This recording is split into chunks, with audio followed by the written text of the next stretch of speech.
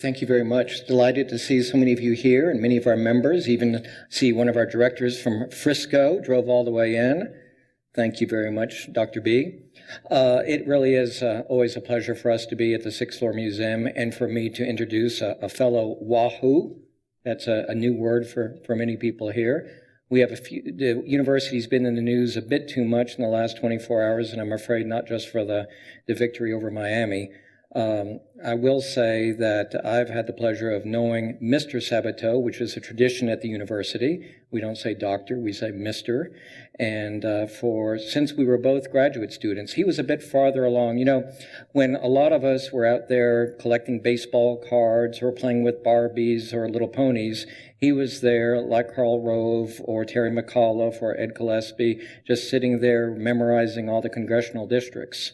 And has continued to do that. That was his reputation in graduate school. He has written over 20 books. Of course, you'll be hearing nonstop about this afternoon, but one of my favorite books that he wrote came out about 4 years ago. It was called A More Perfect Constitution.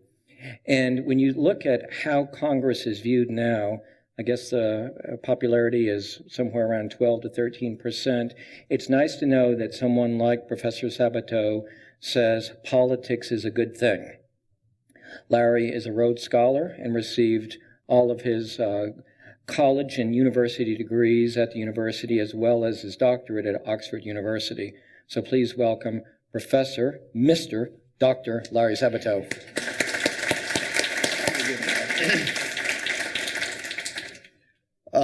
First of all, thank you, Jim and Nicola, for your kind introductions. The Sixth Floor Museum at Dealey Plaza is a remarkable institution, worthy of support not just by the local Dallas community, but from people all over the world who want to see its essential work continue. In its years of operation, the museum has gathered over 45,000 artifacts, films, photographs, and historical records in its constantly growing collections. People should look in their attics. They should talk to relatives who lived here during the 60s and have moved other places. I'm sure that a lot more exists about November 22nd, 1963 than we've yet seen. I'm particularly impressed by the almost 1,300 oral history interviews that Stephen Fagan has. Where's Stephen? Back there. He's done 1,300 of them. And this is the most valuable work that an historian can do to preserve the firsthand accounts of people who were here or who have thought a great deal about the subject, and I just salute you. We just did one prior to this program, and I enjoyed it very much. It brought back a lot of memories that I didn't even know I had. But that happens a lot in your 60s. You forget things, and people prompt you, and suddenly it all comes back to you. Well, as we all know, the 51st anniversary of November 22nd, 1963 has just passed. There was little of the massive media coverage that accompanied the 50th, and that's to be expected. Yet, that very fact is a vision of the future. I've entitled this address, JFK Beyond Living Memory, because in the not distant future, certainly by mid-century, there will be few, if any, Americans left, although Jim could still be around, entirely possible. Very few Americans left who will have adult memories of President Kennedy, the Kennedy administration, or the tragic events, the nightmare on Elm Street, memorialized in this museum. Already, JFK is a distant figure to young generations, as distant as Theodore Roosevelt or Woodrow Wilson were to my own generation. And I see this directly as a classroom teacher who covers the early 1960s for college students. Their gaze gives them away. The implications of all this are clear. We need to redouble our efforts to collect every available anecdote and significant memory, and to preserve the places and things that are a part of that critical time. A great deal has already been done here in the outstanding programs that I've just described and the items on display throughout the building. And it's surprising, even after 51 years, how many tidbits keep surfacing, not just about the assassination, but about John Kennedy's life and presidency. Just a couple of weeks ago, my Center for Politics at UVA held the premiere of our annual documentary for PBS. Last year it was The Kennedy Half Century. This year we have one called Bombs Away, and your local PBS station will be airing this sometime before the end of the year. And if you're here, I guarantee you, you will enjoy this documentary. We had a ball putting it together. It's about the highly negative 1964 presidential campaign between President Johnson and Senator Barry Goldwater. Of course, this year is the 50th anniversary of that election, which was November 3rd, 1964. We found even the Daisy Girl. Remember the Daisy spot with the little girl picking petals off the daisy and she exploded into a nuclear weapon? We found her. Ironically, she lives in Arizona down the street from the Goldwater residence. She was only 3 when this occurred, but it's absolutely fascinating. And she actually apologizes for having started the era of highly negative TV ads. So you've got to see this. We also work the commercials in throughout. We call it Bombs Away because there were dozens of spots centered around the use of nuclear weapons. That's really how Johnson was able to corner Goldwater, because he used Goldwater's own words for the most part. This powerful historical hypothetical dominated part of a special panel discussion in the premiere of Bombs Away that we organized, which included Senator Goldwater's son, Barry Jr. We also had Skip Humphrey, Hubert H. Humphrey III. He was on the ticket. We couldn't get the Johnson girls to come. They figured Daddy had not debated Barry Goldwater Sr. in 1964, and they weren't going to debate Barry Goldwater Jr. 50 years later. And that's okay. I understand. But we did have Skip Humphrey there. But Barry Jr. served 7 terms in the U.S. House of Representatives from a district in California, not Arizona. Barry told us a spectacular story about the bipartisan friendship of JFK and Goldwater. Parts of it never revealed before. And what a contrast to the LBJ Goldwater relationship, and indeed most current relationships in the polarized partisan town of Washington. Kennedy and Goldwater got to know one another in the Senate, got to like each other in the Senate, spent quite a bit of time together. And after Kennedy became president, Goldwater would frequently go over and sip bourbon with Kennedy in the Oval Office. It also turns out they were afflicted with the same painful physical problem whereby the body deposits too much calcium on some bones and in some joints. So Goldwater would regularly go over to the White House, and the president's physician would treat both of them simultaneously as they lay flat on their backs talking politics. Now that's a good way to get along. Keep in mind, they knew by mid-1963 that there was a very good chance they would be running against each other for president the following year. But if anything, this only strengthened their personal bond. One day, Goldwater was waiting for Kennedy in the Oval Office as the president finished up a press conference where the news correspondents had been especially rough in their questioning. JFK grabbed Goldwater and said, "You want this goddamn job?" On another occasion, the president and Senator Goldwater chatted about how they would run the campaign in 1964. Here's how Goldwater's son described the agreement to me. They decided they would get on one airplane, have one makeup artist, and one camera, and travel around the country on Air Force One, stopping and debating each other. And they were going to do that. But when the president was assassinated, it really took all the wind out of my dad's sails. Goldwater despised Lyndon Johnson. They didn't get along at all. And you can imagine it changed the tone of the 64 campaign. But let that anecdote sink in. Imagine the magnificent precedent that it would have set for future presidential debates. Compare that idea to the scripted, choreographed, soundbite exchanges that pass for presidential debates in our time. They're disgraces. They're joint press conferences. They aren't debates. And candidates spend hundreds of hours memorizing every word you hear. You don't learn much that the consultants don't want you to learn. Researchers will continue to uncover bits and pieces like this, and it's going to enrich our understanding of President Kennedy and his times. Similarly, previously unknown photos, videos, and evidence about the assassination will emerge in future years. and newly developed technologies will be employed to examine existing evidence. I tried to do some of this in my 2013 book, The Kennedy Half Century. I think it's been mentioned. The Presidency, Assassination, and Lasting Legacy of John F. Kennedy, and in the newly released and expanded paperback, which I understand is being released here today for the book signing right after this. And I think I've mentioned it does make a wonderful holiday gift. And I'll personally inscribe it to every aunt, uncle, and cousin you've got. No problem. This is not the occasion for, and I really want to stress this, this is not the occasion for an extended discussion about various theories of the assassination. But I will share with you a few items I've uncovered or learned in the year since the hardback was published. In the weeks following the first edition, which came out in October, just as the drumbeat of media coverage was increasing toward this 50th anniversary, November 22nd, 2013, I received hundreds of emails, letters, tweets, which reminded me that those who followed the assassination story these many years have long since chosen sides and are heavily invested in particular theories about it. And those of you from Dallas know this better than I do.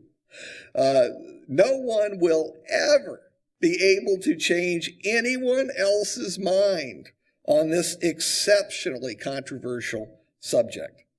The concrete is so set that even if a time machine existed and we could go back to this very place and videotape the events of November 22nd, 1963 from every conceivable angle, some people would not be convinced unless their preferred conspirators were caught red-handed.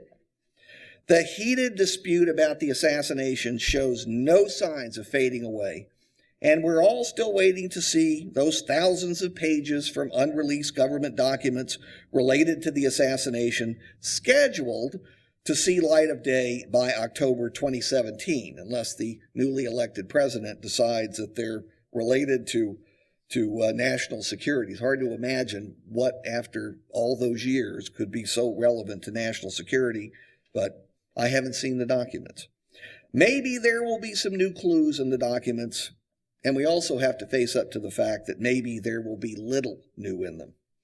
A handful of the messages I received late last year and during this past year came from individuals who insisted they had undiscovered information about the president's murder.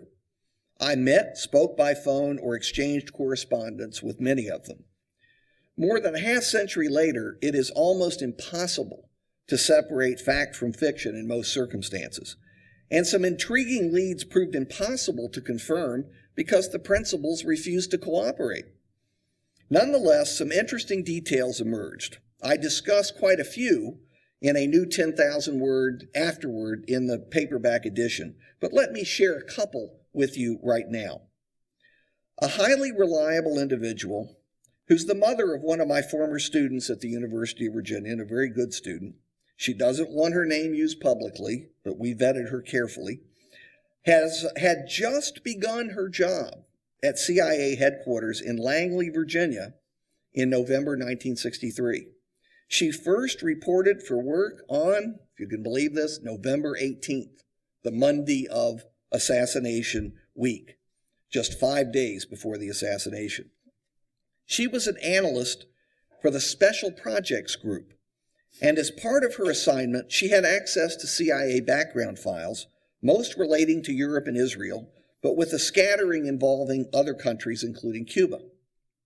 She estimated that the cabinets just outside her office could have contained hundreds, if not, quote, thousands of files, unquote. She said they would have a physical file on anybody who had gone to Russia or Cuba or whatever. At the end of the week, she told me, somebody comes in and says Kennedy's been shot. And I don't remember at what point I heard the name Oswald, but I went to the first file cabinet closest to me, which contained the O files. And I went over there and I opened it, and there was Oswald's file. Given the ongoing hubbub in the office, she didn't pay much attention to the details in the file, in part because she said there was nothing distinguishing the Oswald folder from the others. For example, there were no special instructions to do anything with it within a certain time frame. She continued, I pulled the file and I flipped it back one to the Q section, thus purposely misplacing it so she could go and review it later. Shortly thereafter, she went into James Angleton's office, the well-known chief of the CIA's counterintelligence staff at the time, and she literally sat there overnight in the corner on the floor as officials rushed to and fro in Angleton's office in this crisis atmosphere. When she finally returned to her own desk in the morning, she immediately went to retrieve the file she had hidden in the Q section, but it was gone. It had been taken from the file cabinet, despite the fact that she'd attempted to obscure it. She had no idea where it went, and she never inquired. She said, I was afraid to ask. So many strange things went on. This was a different era, at the height of the Cold War, when questioning authority, especially in a place like the CIA, could make for a brief, unpleasant tenure. I recall myself, my father worked for the Department of the Navy down in Norfolk. We lived in Norfolk, the largest naval base in the world then and now. And while we certainly discussed the Kennedy assassination in the family, my father warned all of us not to continue the discussion outside with other people. And it was loose lips sink ships. That was the prevailing philosophy in the 40s and 50s and at least part of the 60s. It faded. In any event, she, let me get back to what she actually told me. I think I've mixed up my pages here. Thanks a lot, Jim. I just tried to shuffle them and see what would happen. It's so convenient that he's here. Okay. This now retired CIA employee evaluated her brush with Oswald's CIA file.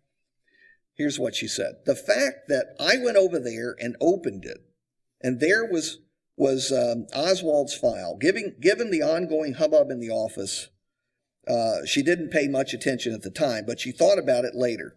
And she said that it was available for her to access, the most junior employee of the agency at the time. To her, it's, as she put it, evidence that the agency was not involved in the assassination. Otherwise, why would they leave something like that out there just before the assassination with someone who had just started? It's a good question. And while there are grimmer alternative explanations, hers is the simplest and most compelling. Of course, I've had other people say to me, it could have been a cover file, put there on purpose to deceive. Now, alternatively, this CIA employee who left the file in a place where it could be easily accessed may have had no knowledge of, say, a sleeper cell that could have been tasked with the Dallas murder. And such a cell may not have inquired about the whereabouts of Oswald's file for fear of raising suspicions. Perhaps even more important, the fact that the file was scooped up quickly suggests that somebody in the CIA realized instantly the CIA had a problem, just like the FBI did. A presidential assassin had been under the agency's scrutiny for years, yet they had failed to recognize any signs of violent tendencies in him. This fits with the fact that within hours of the shooting, agency administrators were doing what they could to shield the CIA from bearing responsibility for the death of the president. At the same time, in my view, and others are free to disagree, the CIA as a governmental entity, as opposed to isolated CIA employees or affiliated individuals, almost certainly had no role institutionally in President Kennedy's murder. It's just a bridge too far for me. Other people may have built the bridge and crossed it, but I never could. All right, let me give you one other example. More evidence of the lax security that sometimes accompanied President Kennedy came from the former Costa Rican ambassador to the Soviet Union, his name Orlando Garcia Valverde. The son of a Latin American economist who studied in the United States, Garcia Valverde was educated in an American high school in Lexington, Kentucky, and then attended the University of Costa Rica. Afterwards, he became a junior staffer at the Organization of American States in Washington, D.C., where on April 14, 1961, just a couple of months after President Kennedy was sworn in, and 3 days before the Bay of Pigs invasion. JFK delivered an address on U.S. Latin American cooperation at the OAS. Despite having been told by his superiors to leave the premises along with all other junior people in advance of the visit, Garcia Valverde was determined to see Kennedy, and so he ducked into a bathroom near the street level and waited some considerable time before there was silence in the hallways. To his surprise, no one from the Secret Service or other law enforcement ever checked the bathroom for intruders before the president's visit. Then, as the time approached for Kennedy's speech, he emerged from his hiding place and walked to the lobby. He greeted the federal agents on hand, who didn't question him, and then continued wandering around the building, awaiting JFK's arrival in the lobby. The front of the OAS building was indeed heavily guarded, but he found to his astonishment that the main doors on the back C Street entrance, one of only 3 access points to the OAS, and the one used by many staff and visitors, those who were familiar with the building setup, were undefended, with a doorstop holding them wide open. Just minutes before the president's arrival, OAS guards who were regularly stationed there, and certainly during a senior dignitary's visit, were nowhere to be found, according to Garcia Valverde. The usual OAS officer was also not to be found in the adjacent parking lot. C Street was not blocked by the police at all, and anyone, armed or otherwise, could have entered the building and made their way directly to JFK's path, since no credentials were required at the time. Garcia Valverde reported the open doors to the security men in the lobby, who were startled to find that that was true and took action to correct it. Garcia Valverde, who had encountered intense opposition to President Kennedy among Cubans in D.C. even before the Bay of Pigs, is personally convinced the doors were propped open to permit some sort of plot to unfold. Garcia Valverde told me, quote, "There's absolutely no doubt in my mind, no doubt at all, that the open doors were a result of a plot to kill JFK. However, my team, after a lot of work, was unable to find any evidence of that. But of course, 53 years have passed. Who knows?" To me, the important lesson is that presidential security for JFK was, to put it mildly, far from airtight, as you well know, in Dallas. The Secret Service of that day depended upon myth that dozens of agents surrounded the president from every vantage point, that the presidential limo was bomb-proof, that the car's bubble top was bulletproof, and on and on. None of it was true. In our time, it actually is true. And when a president drives down a street, manhole covers are welded shut and mailboxes are removed lest undetected explosives be secreted inside the mailbox. But the belief that it won't and can't happen 5 decades ago likely ensured that sooner or later an assassination would happen. And of course, we see what happens today, even with the enormous amounts of money we spend on thousands of personnel connected to the Secret Service. I don't have to recount for you the incidents over the past few months. So go back to Kennedy's time and you had a handful of overworked, underfed, little slept agents who were expected to do far too much from too far of a distance from the president. On the subject of JFK security, I learned anew that as thin as the blue line was for a president in office, it was much, much thinner or non-existent for presidential candidates. A fellow named James Joseph Patrick McShane, I think he's Irish, a proud NYPD cop who was born on St. Patrick's Day. Boy, that would ensure him something. Did his best to keep JFK safe during the 1960 presidential campaign. His son, Michael McShane, who's a former political consultant and presidential advisor, recalled his father's experiences for me. The elder McShane was a friend of Bobby Kennedy, and RFK asked McShane to head up security for his brother's 1960 team, in effect to be the chief bodyguard for Democratic presidential nominee John Kennedy, with no Secret Service protection at all for Senator Kennedy. Nixon had it because he was the incumbent vice president, a little bit, They didn't protect him well either. But there was no Secret Service protection at all for John F. Kennedy. So McShane had to improvise everywhere with a skeleton crew from the campaign. Usually the advance men served as adjunct security officers at every campaign stop. When word of a threat would reach the campaign, now somebody who's really serious isn't going to send word, but when word would reach the campaign, McShane would simply call the local police chief and beg for whatever reinforcements could be spared. The response varied greatly. Occasionally, when a threat did seem credible, McShane would order the candidate's plane, the Caroline, which was a relatively small Convair CV-240, to park backwards so that JFK exited away from the gathered crowd. This was an arrangement that very much irritated John Kennedy, though he eventually came to understand its necessity. On the night John Kennedy won the presidency, or rather the next morning when it was finally decided, for those of us who are old enough to actually remember that, McShane took the newly arrived Secret Service agents. Yes, they showed up in the middle of the night on election night. He took the newly arrived Secret Service agents aside and spent, you won't believe this, 2 hours bringing them up to speed on JFK's likes, dislikes, waking bedtime hours, and security arrangements. 2 hours. Those 2 hours were the extent of the security transition from the campaign to the White House. Much like the younger McShane, I was contacted by hundreds who wanted to tell me their personal stories about JFK, and especially about November 22nd. With no internet, personal electronic devices, or even widespread availability of TV sets in public places at the time, word of mouth became the primary mode of transmission on that awful day. Teachers told students, co-workers on lunch break rushed back to their offices, pilots informed stunned passengers. In Dallas, as you know so well, almost everyone has a story or connection.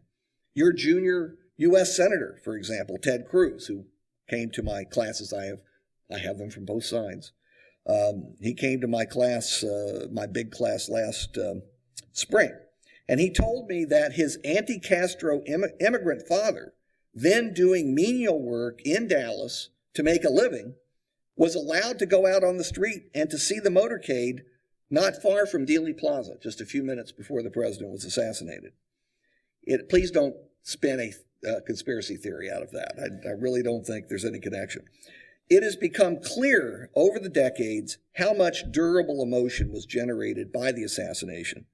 I've heard people who were 2 or 3 years old in 1963 say that President Kennedy's death is one of their first retrievable memories, mainly because they saw their parents, grandparents, or caregivers cry for the first time.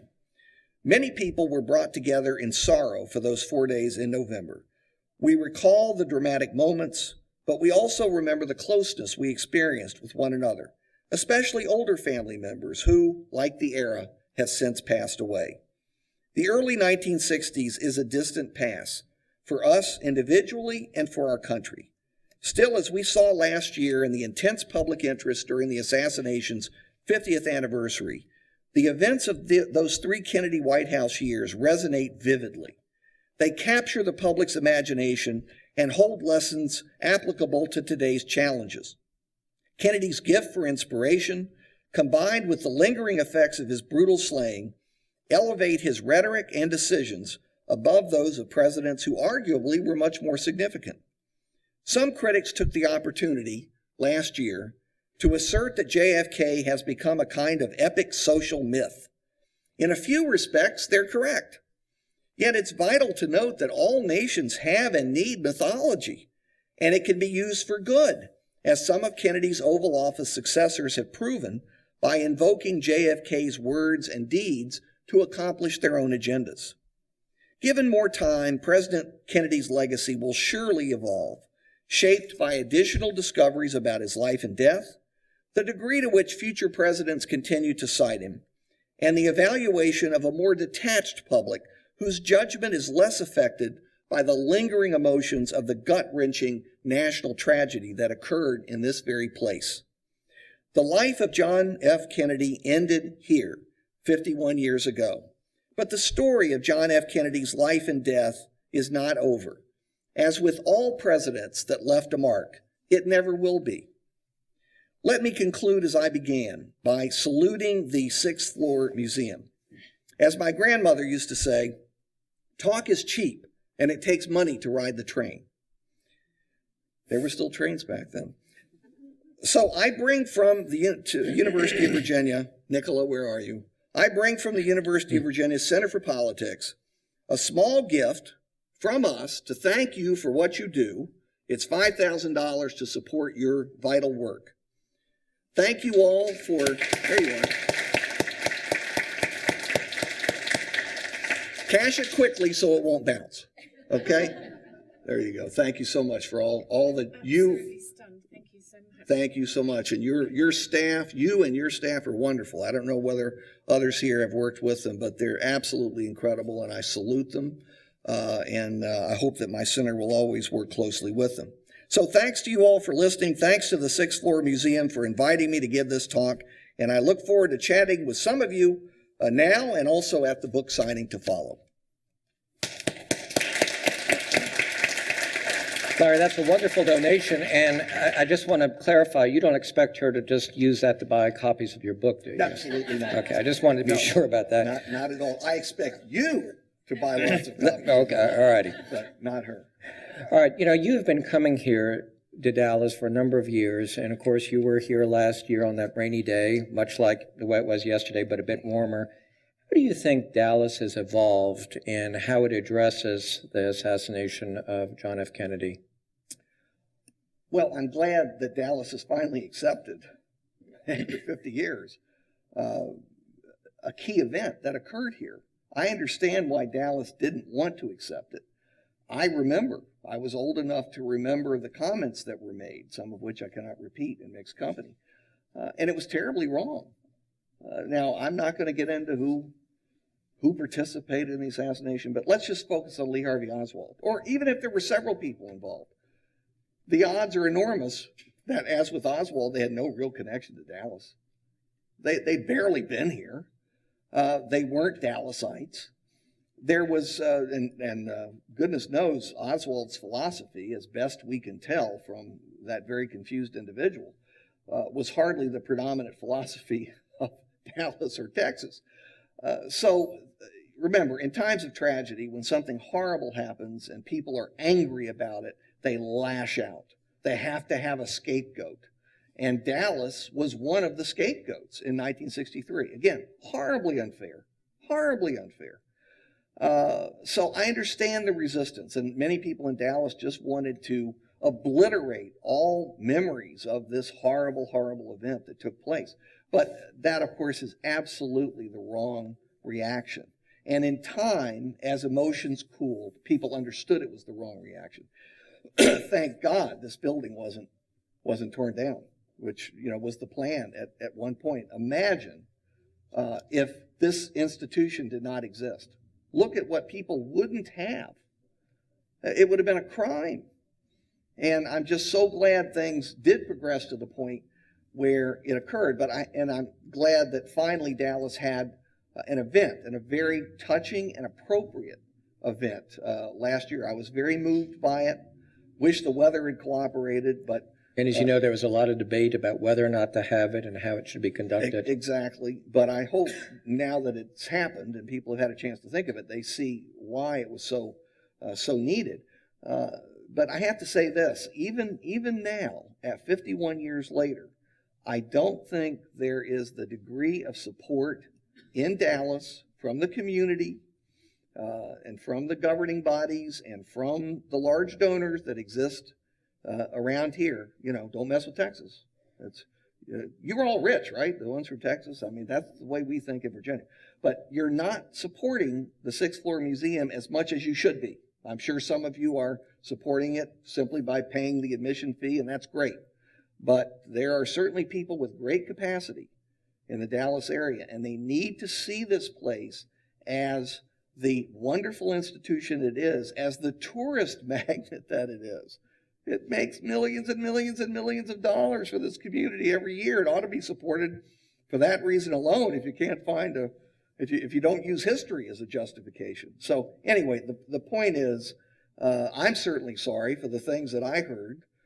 They were totally unjustified. Occasionally, I still see people blame Dallas. I think it's utterly absurd. But that's the way people are. You remember the Dallas Cowboys were booed. I think they were called the Cowboys. They were told not to even use Dallas when they went up and played. I don't know who they played, Cleveland Browns or something. They were booed that weekend. I mean, my God. And there was a question about whether or not to even have the game. Even to have the Well, that's I can another say question. at the World Affairs Council, international visitors always want to come here. And in fact, just yesterday, the day before, the museum hosted the Prime Minister of the Czech Republic. And top of his list was to come here to the sixth floor museum. Okay, now Larry, I read every page of the hardback last year. So I can give you a quiz. Yeah, you made me read it, I think, twice. Yep.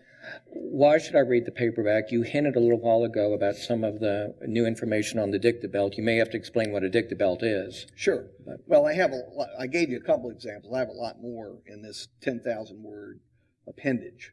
And I tried to carry forth the themes from the original book. But in the original book, we wanted to make a contribution to the scientific study of the assassination. And one piece of evidence we felt had not been as thoroughly examined as it should, and that was the police dictabelt from November 22nd. It's actually two belts, but it's held in the National Archives under preserved conditions, and you can establish the provenance of it, and hasn't been manufactured by the CIA or anything like that. And it was the sounds recorded in police headquarters of supposedly of the motorcade, and at times you did have the motorcade in part of it. It went the belts went from the landing of Air Force One all the way to mid-afternoon when Air Force One took off. So there's a lot of really interesting information in there, and we've put it as part of that move that I was telling you about, the massive open online course that is free. Go to iTunes or to Coursera. We've got 46 lessons on there, and it's about Kennedy's life and administration and legacy, not just the assassination. But we have everything. We have a complete transcript, including lines missed by the Warren Commission and the second assassination commission in the mid-1970s. So anyway, long story short, we hired a terrific firm, Sonalist, that does a lot of super secret work and is the best they're the best in their field, to examine the dictabelt. And in my view, they proved beyond a shadow of a doubt in the first edition that this dictabelt doesn't prove a thing about conspiracy, because in fact the sounds were recorded on another a microphone on another motorcycle that wasn't even in Dealey Plaza at the time the shots were fired. Well, we had some pushback and some criticism about this point and that point and the other point. So we went ahead and raised the money for yet another highly expensive study. And we've included the results of that one. We put the entire study along with the original study online so that people can go through and criticize at will. But personally, I feel that we have done what the National Academy of Sciences asked people to do in the early, several decades ago, which was to fully investigate the dictabelt. They didn't have the technology to do as much as they had hoped to do, and we did that. We followed up, and I believe we proved beyond any real doubt that this proves nothing about conspiracy. Now, remember, the opposite's also true. It doesn't prove there wasn't a conspiracy, but it does withdraw an item that has been used even recently by those who studied the assassination to suggest that there were at least two gunmen in Dealey Plaza. Well, it proves nothing of the sort, because the microphone was at the trademark, miles away. Couldn't possibly have recorded gunshot sounds, especially on these primitive devices, primitive microphones and the stylus back at police headquarters. If only we had had the devices we had today. God forbid there should ever be another assassination of any sort. But if it happened, think about how many people would have their cameras recording it, their iPads and their iPhones and all the rest of it. So we probably would be able to piece things together much more quickly than we've been able to do in the Kennedy assassination. But all that's in there and some other things besides. Let me try to tie these two questions together from the audience. Will 9/11 be as relevant as the Kennedy assassination at its half-century mark? And how many more years do you think we'll see TV coverage on the anniversary of JFK's death? Every year now, CNN will read the names of all those who perished in 9/11. Will that continue? And do you think the nation is handling that in the appropriate manner? Well, I haven't studied 9/11 except as a citizen, so I'm not going to comment much on that except to say that I can tie 9/11, the Kennedy assassination, and Pearl Harbor together. All right? Those of you who, like me, had my father was in World War II. Was in the military for 4 years, and very proud of his record, Battle of the Bulge, and liberating one of Hitler's headquarters and so on and so forth. So I was always very interested in World War II, and we were taught to always honor or commemorate, rather, Pearl Harbor Day, and actually several others, VE Day and VJ Day and all the rest. We had a lot of celebrations as I was growing up. But we paid attention, and the media always, when I was growing up, made a big deal out of Pearl Harbor Day. And usually had films about World War II and so on. How much of that do you see now? Not much. Hardly any. There'll be a mention. Maybe on the here History and Channel. there, maybe the History Channel, the national news programs, the evening news programs rarely mention it unless there's a gathering of 95-year-old World War II survivors, visiting the Arizona. You might get a tiny clip. My guess is the same thing's going to happen with these other flashbulb moments. Remember, the Kennedy assassination was a flashbulb moment in a way that Pearl Harbor wasn't, because we had television, and we actually had images to, they weren't much at first. We didn't have the Zapruder film until 1975, but at least the public didn't have it. But you had some still photos that we had pretty much immediately. You had the landing of Air Force One, and you had the funeral and all the rest of it. So those were flashbulb moments, and anybody alive at least over the age of 3 or 4 remembers, the emotion and the particulars, and certainly 9/11 even more so because of the constant 24-hour coverage, live television, and all the rest. But at a certain point, it fades into history. Not that the importance fades, but the memories of those alive, the generations change. We like to call it generational replacement, which is a nice way of saying, well, you know what it's a nice way of saying. When you're turning 60, you're more aware of that. I'm more aware of that. I've been there and past, Jim.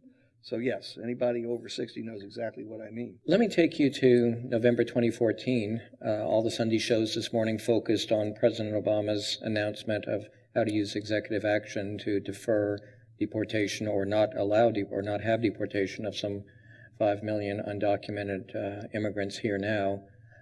How do you see this how did President Kennedy use executive action? And let me also ask you to comment on, do you believe that President Obama perhaps pushed the envelope too far at this time? Well, President Kennedy's executive orders, other than the mundane, were mainly associated with foreign policy. And of course, this was the nuclear age, and we were at a hair trigger. The Congress was overwhelmingly Democratic in both houses, but even the Republicans were internationalists and strongly anti-communist. So the president's power in that realm was not seriously questioned. President Kennedy was usually pretty good about informing members of Congress from both parties about key moves in foreign policy that couldn't be announced publicly. That was certainly true during the Cuban Missile Crisis, but it was also true before then, after the Bay of Pigs fiasco and during the building of the Berlin Wall and the other things that we remember from that time.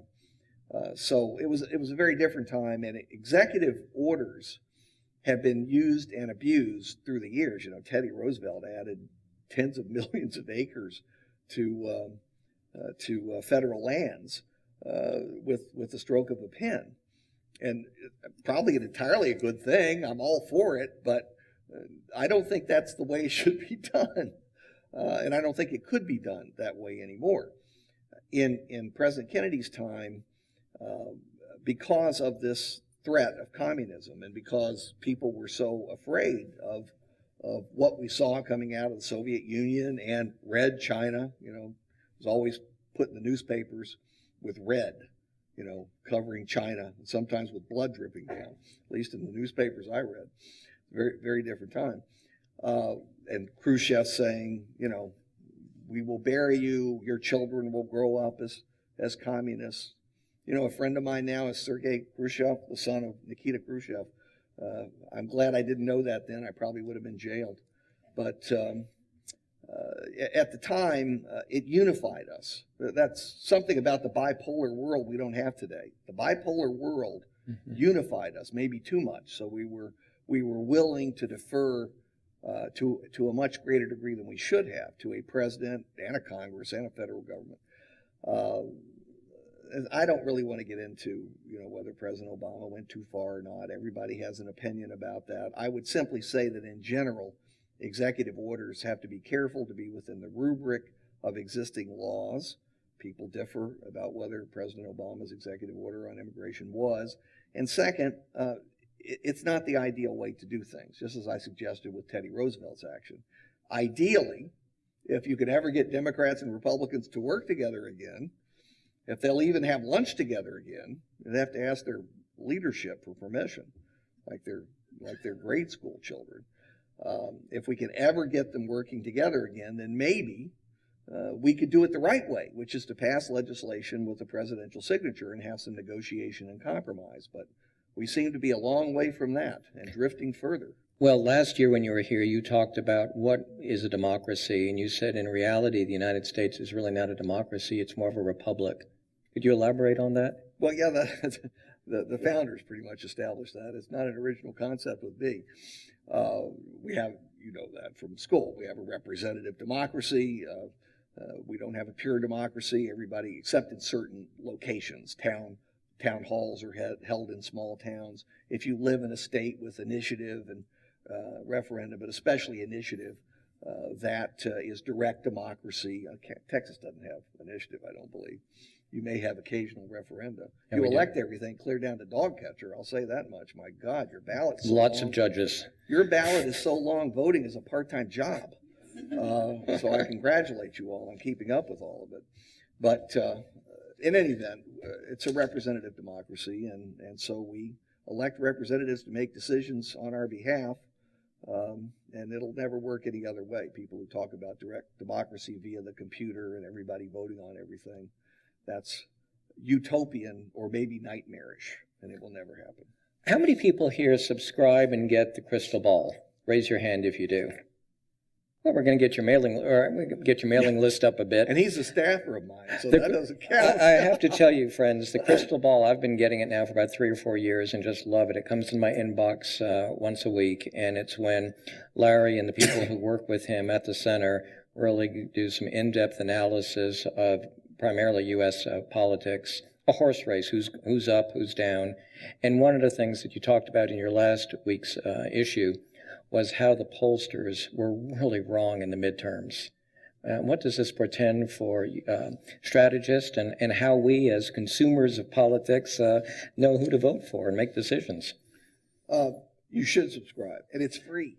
It is free. It comes out every Thursday morning, and we tell you Don't who's leave up. just because we're talking about the crystal ball. It's really worth it. Yeah. But go buy a book. There's somebody that's going to stop you at the door. So you can try and get out, but really it's impossible. But the crystal ball, just Google Sabato's crystal ball or the crystal ball, and all you do is plug in an email, and then you get it every Thursday morning. And during election seasons, we're the only group in the country that predicts every election. We did 507 races this year, all Senate, all House, all governors. We got 35 and 36 Senate races right. We missed 4 U.S. House races, and there are 435 of them, so I don't think that's too bad.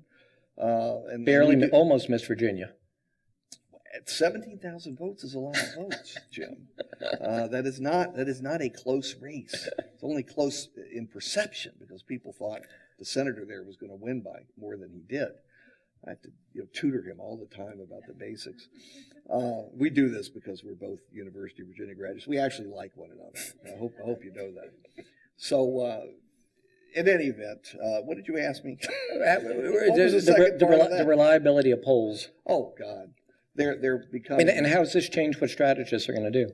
Well, they're increasingly unreliable for lots of different reasons. They have a hard time determining who actually is going to vote. It used to be easier, but today more people that they're contacting will say they are only moderately interested in an election, but actually vote. Maybe it's because of mail balloting, where everybody gets a ballot at home. It's very easy to vote, and even though they're only mildly interested, they vote. And it used to be much easier to determine who actually was going to cast a ballot. So their screens are all off. Then we have something to do with it. We won't participate in public opinion polling. We're busy. We're busier than we've ever been. If you still have a landline, you've got your caller ID. Most people have it on their iPhones too, but you've got caller ID, and if you don't recognize the number, odds are you won't answer the telephone. Well, you're not going to recognize a pollster's number. And who has 20 minutes anymore to sit there and talk with somebody you don't know and answer a bunch of questions, some of which are quite personal? How much money do you make? How old are you? Well, one of the issues too is there's so many push polls. Yeah, and there are so many other push polls and campaign polls contacting you to find out who you're going to vote for, so they can decide whether to blockade your house or help you get to the polls. So for a lot of different reasons, they're just more inaccurate. And we've shown that recently. The polling averages that everybody uses, including Nate Silver, who was wrong a lot this year, the polling averages are more inaccurate than they were 2 years ago. And they were more inaccurate 2 years ago than they were 2 years before that, and on and on. So personally, I think online surveying is the way to go. For this book, we did a 2,000 large sample, so we could use the subcategories to analyze how people thought about President Kennedy and other presidents. But we did it all online. The great advantage of doing it all online is you can show videos. You can bring back the memories for people with photos and videos and artifacts. So that's the way we're going to go. You'll probably have to pay people to participate. And then you'll have to weight it carefully to make sure all the demographics are right.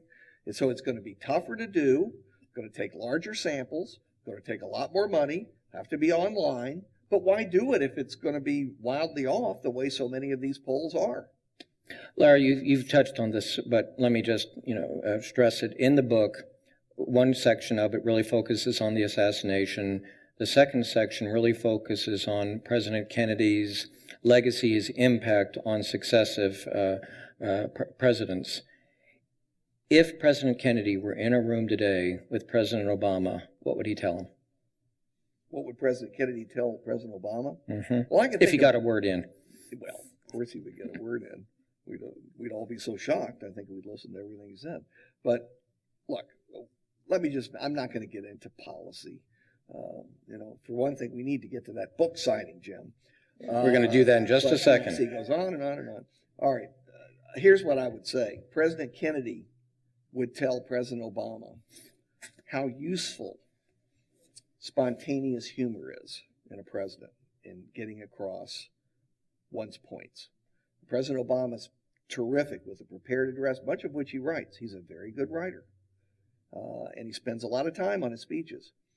But you all, at least you of a certain age, remember that one of the things almost everybody liked about President Kennedy was the spontaneous humor at press conferences, off the cuff, with reporters, even on embarrassing subjects. He won a squeaker. It was very close, could have been contested, and immediately people said, Daddy bought it for him, which is actually true. Joseph Remind Kennedy us how close that was. Well, it was 119,000 votes out of about 70 million.